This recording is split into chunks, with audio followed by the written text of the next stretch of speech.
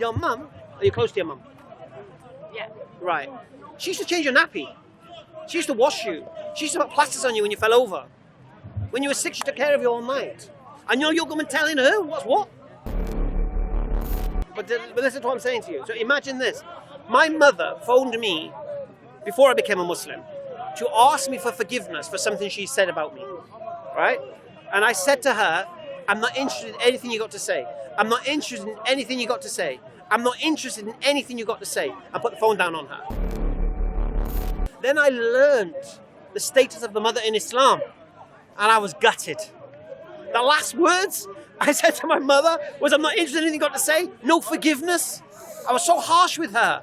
But what happens? I became a Muslim. And then I learned my value system changes. So then what happens? I yearn to find my mother again.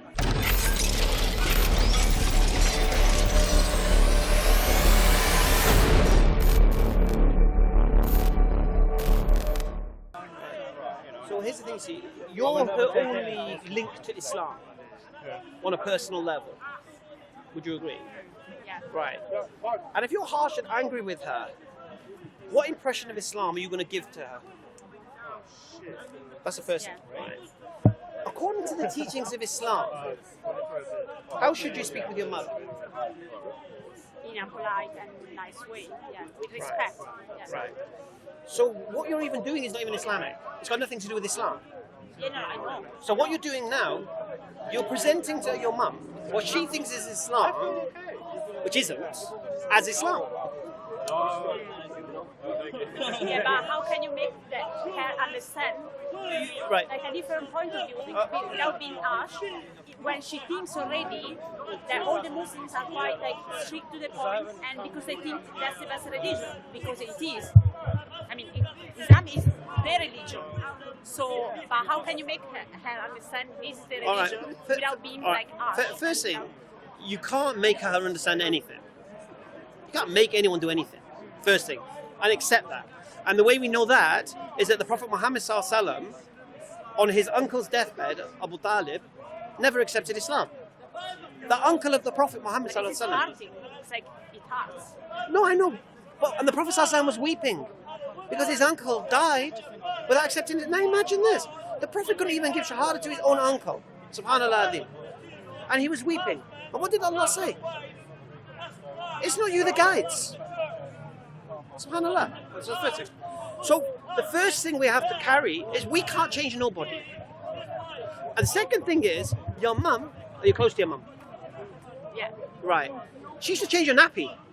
She used to wash you. She used to put plasters on you when you fell over. When you were sick, she took care of you all night. And you're going telling her what's what? It's very, very hard. What you need to do is show the beauty of Islam first. Let her see the change in you. Yeah? Show her the rights of the mother in Islam. Tell her, look, you know my mum, right? You know, this is a personal thing. She said horrible things about me. And I cut off all ties with her. Right? All ties with her. And then I became a Muslim in that time. And I learnt the level of the position a mother has in your life. The rights she has. And I was like, But this is kind of conflict, because Islam is teaching you that the mother is like is powerful. It's like no, but listen. But listen to what I'm saying to you. So imagine this.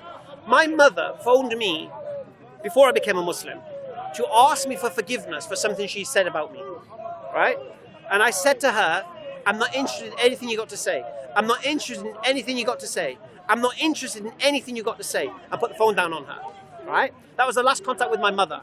before you revert to Islam. Yeah, after I became Muslim. Then I learned the status of the mother in Islam, and I was gutted. The last words I said to my mother was, I'm not interested in anything you got to say. No forgiveness. I was so harsh with her. But what happens? I became a Muslim. And then I learned my value system changes. So then what happens? I yearn to find my mother again. Right? And alhamdulillah, I found her eventually in the Shetland Isles in Scotland, right? Now, she found out I became a Muslim. And she'd gone to a place called the Henry Jackson Society, which is an Islamophobic institution. And she bought books about Islam from these guys. And she was just reading Islamophobia, Islamophobia, Islamophobia. When I eventually spoke to my mother, the first word she said to me was, "Your prophet married a 6-year-old." First bloody words of all the things to say. Your prophet, right? Anyway, so we got through that. But anyway, she said to me, "You're only talking to me because you're a bloody Muslim, innit?" I said, "Yeah. Because what you said to me, I would never forgive you for. But alhamdulillah, as a Muslim, I have to forgive you. And I have to have a relationship with you." Now my mother, mashallah, she's softened to Islam. She's, inshallah, she's married to an atheist guy. That's harder. But you don't find it hard, like knowing that your mom is not going to go to heaven, to paradise, because she's not Muslim. I just think of the Prophet Muhammad sallallahu alaihi wasallam, thinking about his uncle. He's the Prophet of mercy. He's come with the Quran. And he couldn't give shahada to his uncle. Who am I? My mum is my mum. I told her straight. Well, your grave is your grave. My grave is my grave. Inshallah, I want you to become Muslim. But your choice, you know, Allah says in the Quran, He never changes the state of a person until they change themselves. But my mum is coming closer. She started to refute Christianity now. Yeah? My father's a little bit different. He was really harsh. He was a Daily Mail reader. He was like proper. He still gives snidey remarks. But my granddaughters have softened his heart. So once a year we meet. We go out as a family for a couple of days to fanfare here. Yeah? So, and I'm not giving them dawah. You're not. No. Why not? Because that's not how you give dawah to your parents, because they used to change your nappy. They're not going to listen to you. They're not going to listen to you. They're not going to listen to you. Because you know, my dad, he's looking at me thinking, who are you, son? I'm the flipping stag. You're the young buck. Who are you to tell me what's right and what's wrong? I've had this conversation with Dad, and I told him straight. I said, Dad, I used to think you're an intelligent man. Yeah, whenever we played Trivial Pursuit, you were the one man, all the pieces of the pie, and you were done. Yeah? You knew about everything. But then I hear you talking about Islam, and I'm thinking, did he really know all the other stuff? It's just because I didn't know the other stuff that he's intelligent. I don't know. Something happened, I don't know. But all I can do for my father is be a good son. You know, I accepted Islam 18 years ago now. 3 weeks after 9/11, yeah? I was in business with my father, financial advisor. I had my own finance company with my father. I was the engine to that business. When I became a Muslim, I walked away from that business. When I became a Muslim, I had to depart from my girlfriend and my 2 daughters. My father lost his son, his business partner, and his granddaughters in the space of 3-4 weeks. So can you imagine how he felt? But did you walk away because your father didn't accept Islam, or you walk away because it was something for you? Okay, it's very, very simple. You become a Muslim, your values change. If you're in a relationship with somebody who's not interested in Islam, doesn't want anything to do with Islam, but you're now a Muslim, to stay in the same relationship makes no sense. Because they're going to be doing things contrary to what you think is good and bad and such. Okay. So I asked my girlfriend at that point to marry me. She didn't want to. Her choice. Fine. Yeah. My business, I had no choice. I had to stop. It was riba, interest dealing. I had to give it up. Yeah. And then what happened was my friend who gave me shahada, what he said was, look, I'll give you somewhere to stay. You stay at my house. My brother will give you a job in his solicitor's practice. But this is in London. I was living in South Wales. So I had to make hijrah from South Wales to London and start my life again. And it took 15 years for my dad to say one word to me. My brother committed suicide, I think, 5 years after I became a Muslim. Yeah, manic depressive. And we spoke at that one point, right? And you know what he said to me? He goes, I've made my peace with him. And I thought, wow, this is an opening. He's made his peace with my brother because they fell out over something completely different. But now he's dead, he's made his peace with him. I said, yeah, we should make our peace as well. No, you made your bed, you lie in it. I'm thinking, what? I'm not asking you to give me anything. And that was my father. He's a very, very stubborn man. Okay. Alhamdulillah, now last 3 years, we've been meeting every year, meeting the family. I don't speak to him about Islam. I just show him the character of Islam. Just show him the character of Islam. You know, when we start saying, when you have the chicken, I can't have the chicken, it's not halal. What do you mean it's not halal? This kind of thing. You know what I'm saying? And slowly, inshallah, he'll see how I've changed. I used to love gambling. I used to love drinking. All of these things. He sees how I've changed. And he knew nobody could stop me gambling. That's a miracle in itself, how you stop me gambling. Right? But Islam did. So your dawah to your parents is not a direct dawah. Because like I said, these are changing nappy. Yeah? They ain't going to listen to nothing you say. But when they see the change in their son or daughter, when they see caring more. I'll give you an example. One brother accepted Islam recently, English lad, last year. He makes an effort now to go and meet his mum on a Friday before Jummah. Go out for a walk with her. And then he, Now, he says to me, I could have done that anyway. There's nothing to stop me going to my mum's, taking her out for a walk. But it's when I became Muslim and I realised if I have mums, I give her that time. Do you know what I'm saying? And this is what will touch the parents' hearts. But do your parents talk about like Christianity or these topics with you? With me? No, because my mom I can try. does. I mean, my mom does because she's Christian. She goes to the church every Sunday. Right. So when I listen some of the things that they're not true, Right. or they're not right, would you correct her or would you? No, just you don't let correct her. You ask her to explain why she believes these things are true. Why? And when she say why, I mean because she reads the Bible. Or Right. because So she reads the Bible because the Bible church- says such and such a thing. Yeah. Why do you believe the Bible is a reliable source of information? Everything is based on reasons why. Don't attack her for what she believes. Just question why she believes it. Yeah? But you being harsh with your mother isn't going to help you. Yeah, but You're that's actually- not you're- true. No, but you're doing a disservice I to know it's Islam. not true. But you're doing a disservice to Islam because she thinks this is Also, I think, Islam. the key to somebody's heart is not always what you say. Yeah, subhanAllah. That's the important thing. The way to influence somebody's heart is not always by giving them a long speech or saying something. Sometimes a kind action can completely change the course of somebody's life without saying a word. So it doesn't have to be a word. That's the thing, see? See, I spoke to my mum for so long, right? And she loves a little dog she's got and all that business, and Islam can't have dogs and this kind of stuff, right? But she had a heart attack recently, and I flew up to Aberdeen to the hospital to be with her. My sister came from Manchester, I flew up there, and that touched her in itself. And I spoke to her there about that. I said, look, I need to tell you this because you might be dying now. And I said she's coming closer. But if she dies without taking a shahada, then she dies without taking a shahada. That's not my problem. That's hard. It's painful. No. Because what did Allah say to Muhammad sallallahu alaihi wasallam? Who guides?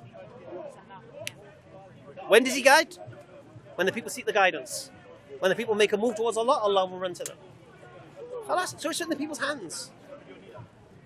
Because when you die, the last thing you're going to be thinking about is what happened to my mum. It's because what's happening to me. Yeah? But my advice to you, my sister, drop the harshness. Imagine, here's what I would do. She's talking about Christianity. Imagine she's talking about Hinduism and Ganesh and elephant gods and all sorts of stuff. All right, let's talk about unicorns and fairies and whatever. Just imagine she's talking about that. Don't worry about that. Right now, that's her belief. Let her believe that. You be a good daughter to her. And show her you're being a good daughter. Why? Because Islam is telling you to be a good daughter to her. It's the teaching. Let the teachings of Islam emanate from you. Because she thinks the way you're behaving is how Muslims behave, because all she sees on the news, and Muslims are harsh, her daughter's a Muslim, and she's harsh. You're doing a disservice. You know what I mean? It's just that it's like I know the truth, so it's like it's even more like hard to just let her talk about like whatever she's talking about. Just And not, let her like, talk about what she wants to reply. talk about, and then just say, why do you believe that? Just say, why do you believe that? You weren't born believing that. Why do you believe that? Yeah? Why do you believe that? Why do I believe Christianity? I will tell you. Don't ruin a nice conversation. please. Exactly. She's been dying Why do you to. believe Don't ruin a Islam? nice Because conversation. you study and you use your Yes, knowledge. you read the Quran and you see, could that have been written by men, or could it only have been written by God? don't ruin a It's nice so conversation. beautifully They're just written having a little conversation. Is that that all right? nobody else could that all right? read it. Can they just have For the benefit of the viewers. Like that. This is Christianity. She's having a nice So conversation. that's Just ignore her. Ignore her. It's better. It's better to do that. Some people, they believe what they believe just because Sister, they sister, just ignore her. Yeah. That's what I'm saying to you. And which country are you from? Don't mind asking. Sorry? Which country are you from? I'm from Italy. Italy. So, You're Catholic, you know, it's isn't like it? there's not even a lot of information about Islam, or there's wrong information about Islam as well. Because we have Vatican and they don't want Islam to be spread, you know? Yeah. So it's even more like, they see like Muslim people even more like as enemies. Yeah. So it's even harder. But like I say, my advice to you is don't rush it. Have patience with your mum. Be a good daughter. And inshallah, look, we all have fitra, right? And the fitra gets clouded of knowing what the truth is. Sister. Now, sometimes Please. Sister, the intellect take her over there. might become unclouded, You're pushing but me the now. Sorry, excuse me. desires Excuse me. and You're pushing me. the Sorry. heart might not accept it. So I'm going to give you an example of that, a prime example of that. When I first became convinced Islam was true, I didn't take my shahada. So what had happened, my mind was unlocked. My mind believed Islam was true. But my desires, nah, I don't want to stop doing this. I don't want to have to leave this. I don't want to, do you understand? To me, it happened the same. Yeah. Right. So my desires didn't want to give up the dunya. Yeah? Didn't want to give up enjoying itself, doing what it wanted to do. Even though my mind is saying, yeah, but this is true. Makes sense. My desires are like, nah, I'm not having it. You know. Then what happens? I nearly had a car crash. Well, I did have a car crash. And what happened was, my mind said to my nafs, now what? What happens if we'd have died now? Where's all your things? And it was at that point my nafs went, actually, you know what, you might be right. And it was at that point my nafs were ready to let go. Nearly. What pushed them over the edge, like I said to you, my friend said, look, because look, we live in England. You need somewhere to stay and you need an income. Me embracing Islam, and this happens to a lot of people who embrace Islam, me embracing Islam was going to cost me my home. Because I was going to have to split with my girlfriend, I was living with her, I'd have to move out, where am I going to bloody live? First thing. Second thing, my income was coming from my finance business. So how am I going to fund, how am I going to support where I'm going to live? How am I going to pay my way? So I can't do it yet until those things are settled, yeah? So my nafs tuck it. My brain's ready, but my nafs is saying we're not ready yet because what are we going to do? Then what happened? My friend said, I'll give you somewhere to stay. Killed one situation. He said, my brother will give you a job. That's it, done. That was the only thing stopping me. Imagine. Allahu Akbar. Imagine that. The two things stopping me embracing Islam was not convincing me Allah exists, not telling me the Quran is true, not telling me Muhammad is a messenger of God. Just how am I going to live? How am I going to practically survive? Yeah? And this is what was holding me back. Nothing else. Nothing you couldn't convince me. You couldn't explain any more to me. I believed. But I didn't accept it because I had these problems. And this is the same problem my mum's having. She's living with an atheist guy. She's thinking, well, if I did become a Muslim, what am I going to do? I love my little Chihuahua dog. What am I going to do? This is all I live, you know. She's 72 now or something. 73, I think. How's she going to survive? So remember, there's more than one thing holding someone back from accepting Islam as true. It's not necessarily they don't believe it's true. It's just having the capabilities to go through with it. Now we've had people accept Islam in the park, watching the videos, and then they leave Islam. Why? Because when they accepted Islam, they weren't prepared for it, and they didn't make any. Actually, they thought it was all going to come on their plate. But when life becomes a little bit rough, they leave Islam. Now, when you speak to these people, they either have to become raving Islamophobes or lie to themselves. Because how else are they going to justify it? Because once you're intellectually convinced it's true, and you accept it as true, how can you just walk away from it? And when you see the people who walk away from it, they're the ones who have not embraced it. They've done it half-assed. Yeah, they've not really prayed, and they've not split with their girlfriends and stuff, and they've still kind of doing it, and they've not told people around them, and you're like, what are you doing? You know what I mean? So again, going back to your mum, and my mum is close to Islam, I believe. But she's just thinking, what would I do? Now I'm thinking, well, could I really ship her down from Shetland Isle to London and support her and this and that and take care of her every day? I'd love to. I'm not in a position to do so. Do you know what I'm saying? So I'm thinking, do I have to make her husband Muslim first or what? I don't know. Because he's an atheist. And I've said this to my mum, because her husband is young. He's 46, so my age, a bit older than me. And I said, this guy is fantastic for your body and your living, taking care of you. But he is a devastating influence on your mind and on your soul. Yeah, because he's not into intellectual investigating, talking and such. Yeah, he's not interested in anything like that. He doesn't want to know what's going on in the world. And I said, he's destroyed. But for your well-being, he's fantastic.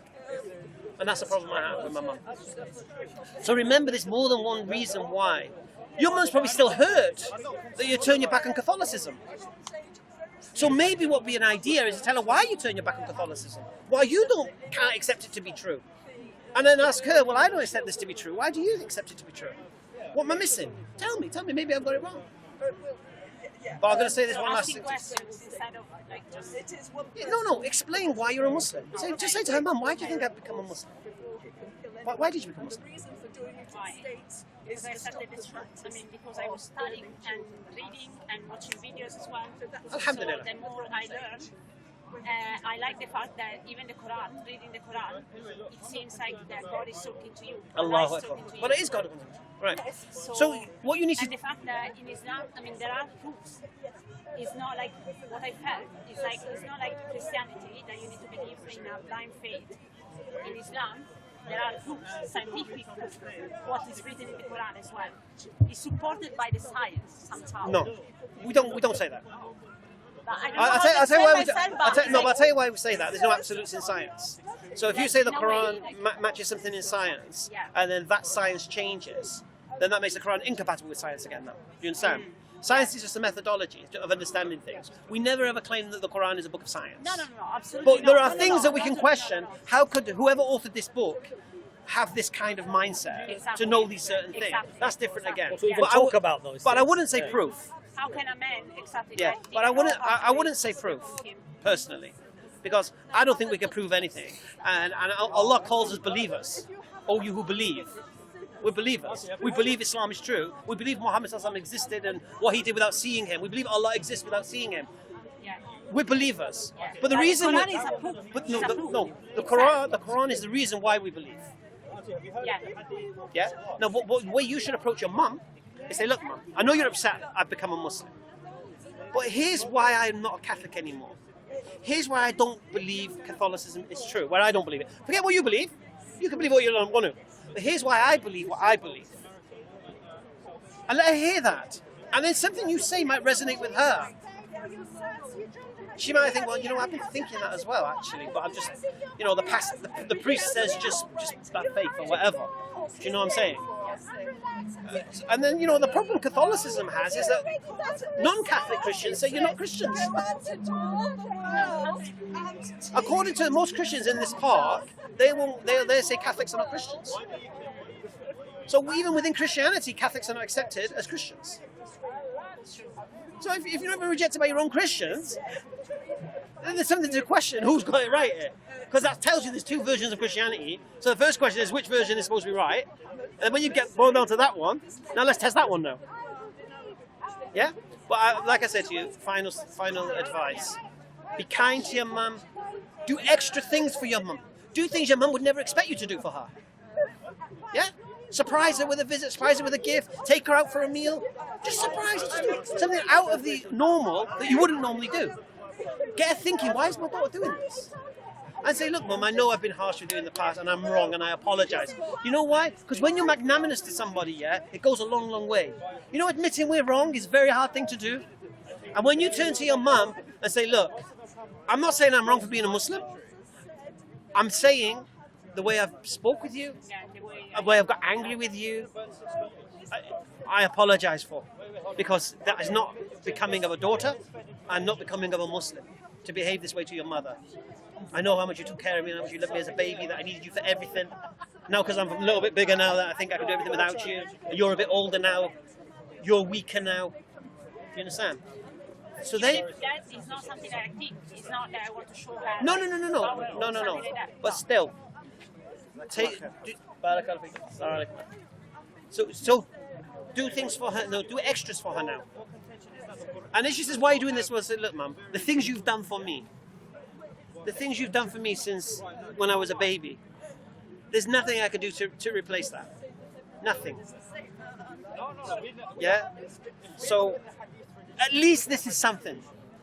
If I can take you for a meal, give you some of my time, yeah, you know, share your problem, what's your problem, help you out. These are those going to make your mum think, because she's going to start valuing you as a daughter.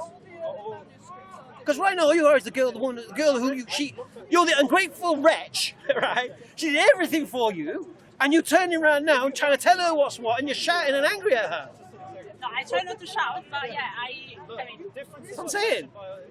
Imagine how she's feeling. Yeah. So you need to change the psychology. So relax. Be a good daughter. Remind her of the things she did for you. She's probably forgotten the things she's done for you. Remind her of what she did for you.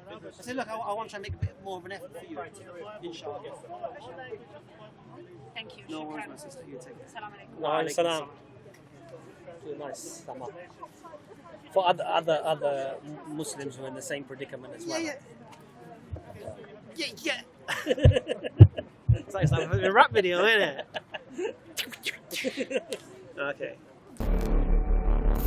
Okay, mashallah, there was a Muslim sister. Her original question was, she's struggling to convince her mum Islam is the truth. And she's not just struggling to convince her mum Islam is the truth, she's actually getting angry with her because she's not accepting Islam as the truth. And obviously, I explained to her, and this is for all new reverts, this is a lesson for everyone here. Bear in mind, I'm going to use England as an example. You accept Islam. What does the England perception of Islam right now? Well, we're just like crazy Steve here going on about terrorism and this, that, the other. This is what they see, this is what they hear. Now imagine your mum is thinking this about Islam, and then you come along, and you're harsh, and you're rough, and you're angry with her. What does she think? Oh, my daughter's become one of them angry, rough, harsh people. Yeah? And I was explaining, when you become a Muslim, you take on values that you maybe never had before. So you might even cared with your mum before, like me. But then you have to, alhamdulillah. But you're doing a disservice to Islam if you're harsh and angry with your relatives and friends and family, because that's not what Islam teaches, subhanallah. And so sometimes we have to show Islam through our character. Let them know we're Muslim, so the Islam will gain the benefit from the changing character. So when they see, oh, your daughter's doing this, your son's doing this, or why? Yeah, they become Muslims, and in their crazy religion, they've got to take care of us. Hey, I wish your kid was Muslim, innit? Because I said this to, there was two ladies in the marketplace. They were from a white council estate. And I was talking about Islam, and I was talking about the 5 poisons, and and I said, you'd be blessed if your kids became Muslim. And then, why'd you say that for? And I said, well, because they'll never come home and say, Mum, I'm an alcoholic, Mum, I'm a drug addict, Mum, I'm going to go to prison, Mum, I'm pregnant, all of these things. They're going to take care of you and all of these things. And she turned around and said to me, and it was a good thing she said to me. She said, yeah, but they don't need Islam to be like that. And I said, you're right. They can be kind, caring people, not drug addicts, not prostitutes, not pregnant, without Islam. But it's only Islam that can guarantee it. So you might have a chance if you let them slip and slide with the rules of what the society allows now. But if your child follows the teachings of Islam, they'll never, ever come home and say I'm an alcoholic, or a gambling addict, or a drug addict. They'll never, ever come and do these things. So if your children become Muslim, rather than think that this is something disastrous, this is a blessing. Alhamdulillah. Assalamu alaikum.